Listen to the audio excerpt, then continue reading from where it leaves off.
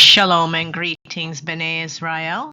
My name is Tal, and in this video, I will be discussing the 12th month on the Hebrew calendar, Chodesh HaShneyim Asar, informally known as Hayir. Just a recap, celestial bodies were used to reckon time. Elohim created the sun, moon, and stars to determine time. Their movement and/or visibility to the naked eye determine the length of time for the day, which is 24 plus hours, the week, which is 7 days, and the year, which is 365 plus days, and help us to discern when the Moedim will occur, including the month. We find this in the book of Bereshit or Genesis during the creation narrative of the fourth day.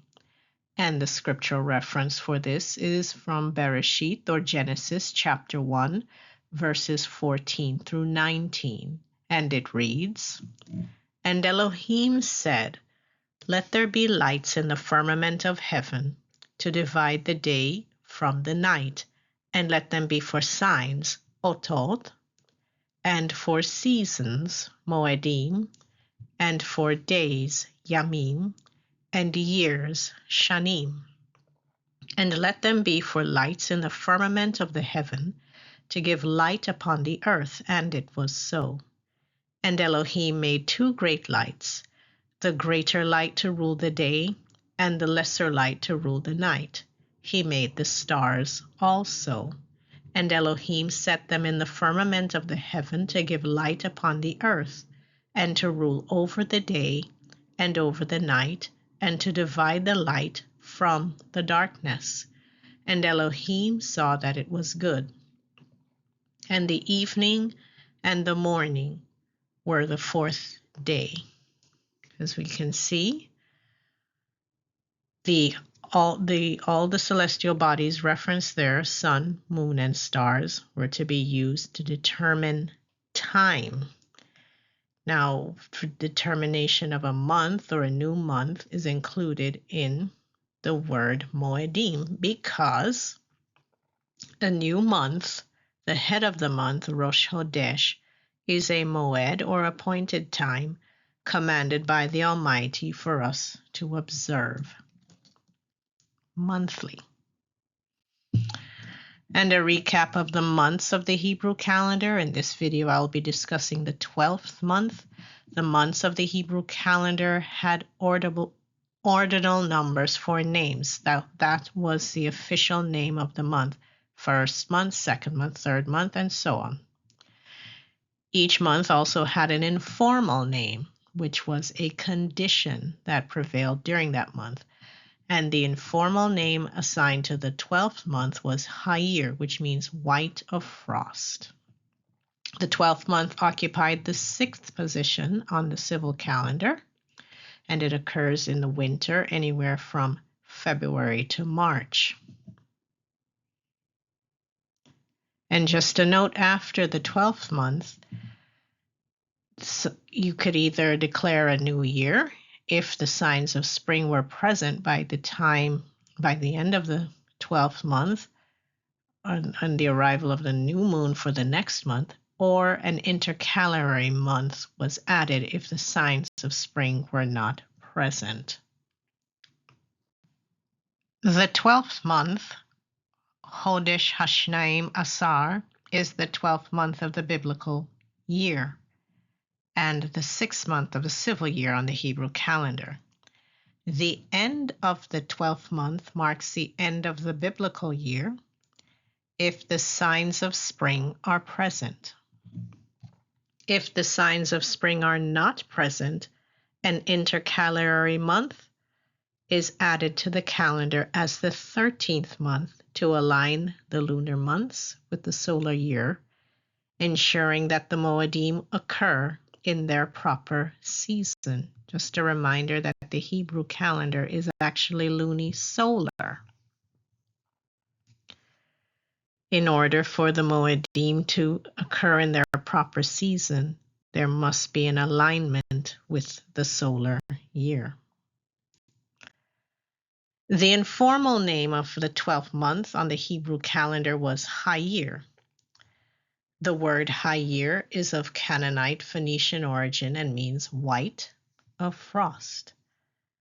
The Canaanites and the Phoenicians were conquered and colonized by the Hebrews, Bnei Israel. As a result, the Bnei Israel imposed upon the Canaanites and the Phoenicians language, culture, writing script, and reckoning of time.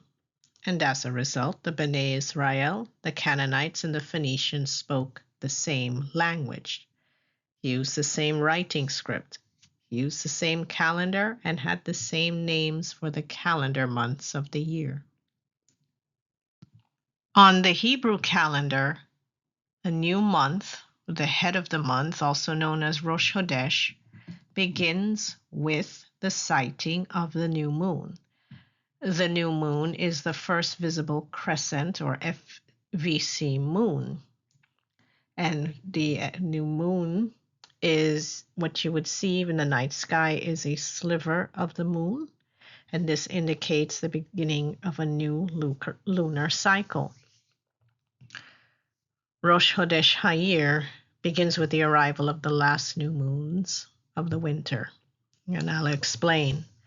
The 12th month or Hayir lasts 29 to 30 days and occurs in the winter anywhere from February to March on the Gregorian calendar. Now, in regular years, the end of the 12th month marks the end of the biblical year. However, that's only applicable if the signs of spring are present by the end of the 12th month. If the signs of spring are not present by the end of the 12th month, then we have a phenomenon known as a leap year, and that's when an intercalary month is required. And this intercalary month is also 29 to 30 days, and it occurs anywhere from March to April on the Gregorian calendar. Again, the informal name of the 12th month of the Hebrew calendar was Hayir. Hayir continued to be the name for the 12th month until the Babylonian captivity. During the Babylonian captivity, the name of the 12th month on the Hebrew calendar was changed to Adar. Adar is first mentioned in the scriptures in the book of Esther, chapter 3, verse 7. The word Adar may come from the Akkadian word Idar, meaning threshing floor, or from the Assyrian word Adaru, meaning cloudy or dark.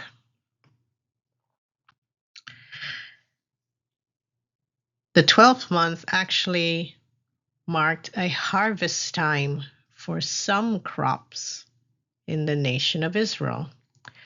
The rainy season continued during the 12th month or Hayir. Temperatures were cool to cold, and sometimes there was frost. Vegetation was lush and green from the abundant rainfall. Farmers in ancient Israel repaired or built new threshing floors in preparation for the soon upcoming grain harvest in the spring. Farmers also began cutting flax. This is what they were harvesting, which was used to make linen, bread, and linseed oil. Incidentally, linen was used to make the priestly garments. The ancient Bnei Israel also ate flax seeds. And I mentioned that at the end of the 12th month, if the signs of spring were present in Israel, they would declare a new year at the sighting of the next new moon. And these are the signs of spring that the Bnei Israel used, or told to use anyway. The ancient Bnei Israel did not use a fixed calendar, but looked for the signs of spring in the land of Israel in order to declare the first month. This is after the 12th month. These signs included, first and foremost, the maturity of the barley and corn harvest. This was the sign that our Heavenly Father told us to look out for first. The barley and corn ears are declared mature for harvest once they have reached full growth and have filled with the necessary starch. And there were other signs of spring. The migratory patterns of birds. Birds which flew south for the winter season begin heading back north in the spring. That's the south, that's in this into the southern hemisphere. Those birds begin coming back up past the equator in the spring. Other signs of spring. Flower and tree blossoms. This would be the appearance of new flowers and blossoms on fruit trees.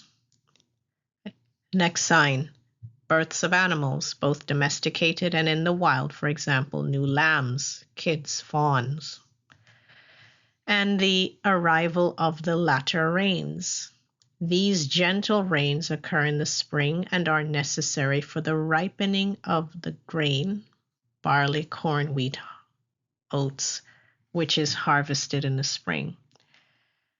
Well, I mentioned that the first sign of the spring, the maturity of the barley harvest, was commanded by our Heavenly Father in the book of Exodus, Shemot. But there are other signs of spring in the scriptures, and we'll find them in Song of Songs, chapter 2, verses 9 through 13. And it reads, My beloved is like a roe or a young hart. Behold, he standeth behind our wall. He looketh forth at the windows, showing himself through the lattice. My beloved spake and said unto me, Rise up, my love, my fair one, and come away. For lo, the winter is past, the rain is over and gone. The flowers appear on the earth. The time of the singing of birds is come, and the voice of the turtle is heard in our land. The voice of the turtle is actually the turtle dove. The fig tree putteth forth her green vines, and the vines with the tender grape give a good smell. Arise, my love, my fair one, and come away. That reference for the signs of spring in the land of Israel. Again, Song of Songs, chapter 2, verses 9 through 13.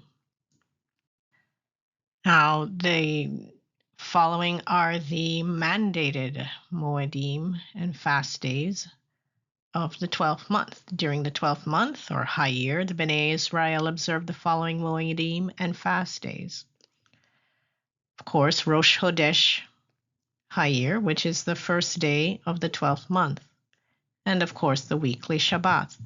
There are no other mandated Moedim and fast days during the 12th month. However, during this month, some Torah communities celebrate the holiday of Purim, which occurs on the 14th day of the month. Purim is a Persian holiday instituted by Mordecai, a viceroy of the Persian Empire, which commemorates the victory of the Yehudim against genocide in the Persian Empire. Celebration of Purim is not mandatory. It is not one of the mandated holidays. However, many Torah communities celebrate this holiday. Some do, and some don't. And the following are the notable events in Bnei Israel history which occurred during the 12th month, also known as Hayir. On the first day of the 12th month, the prophet Ezekiel received a prophetic word from Yehovah against the Pharaoh of Egypt.